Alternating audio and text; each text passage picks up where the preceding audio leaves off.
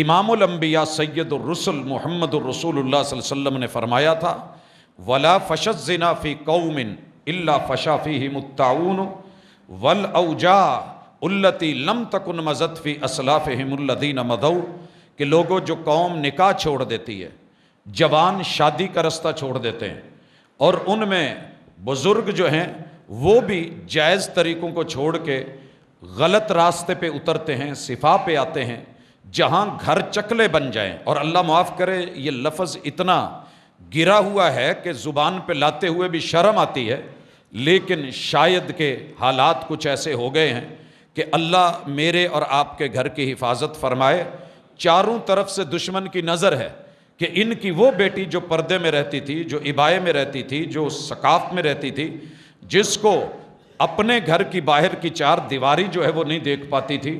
اسے پوری دنیا دیکھے، یہ ناچے، یہ ٹھمکے لگائے، انگ انگ دکھائے، اسے ڈالر یورو ریال دیا جائے اور پیسے کی لالچ میں، اور جو نتیجہ نکلتا ہے وہ سامنے ہے۔ رسول اللہ صلی اللہ علیہ وسلم نے فرمایا جس قوم میں فحاشی زنا عام ہو جائے اللہ اس قوم کے پیٹ پکڑ لیتے ہیں، معدے جکڑے جاتے ہیں۔ سر جی پتہ کیجئے کون سا شخص ہے جو معدے کا مریض نہیں ہے؟ حکیموں سے رابطہ کر کے پوچھیں تو کہتے ہیں جی ہمارے پاس آنے والے پیشنٹ میں سے 90% لوگ معدے کے مریض ہیں۔ خوراکیں ابھی وہ موضوع نہیں ہے کہ حرام کھانے کے نتائج کیا ہیں،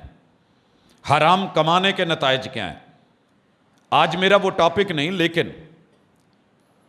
زنا کے نتیجے میں طاعون، بعض نے لکھا ہے کہ چوہوں کی بیماری ہے، اس کے بارے میں صحیح موقف یہ ہے کہ انسان کا پیٹ اور معدہ پکڑا جانا اور پھر اس سے انواع و اقسام کی بیماریاں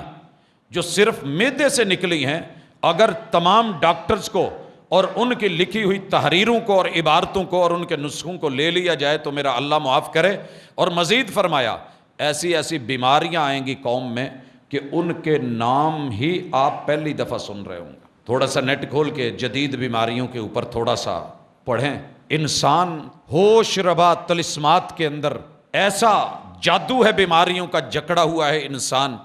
مگر کیا مجال، چونکہ یہ ٹیسٹ لگ گیا ہے، منہ کو لگ گیا ہے، اچھا لگ گیا ہے،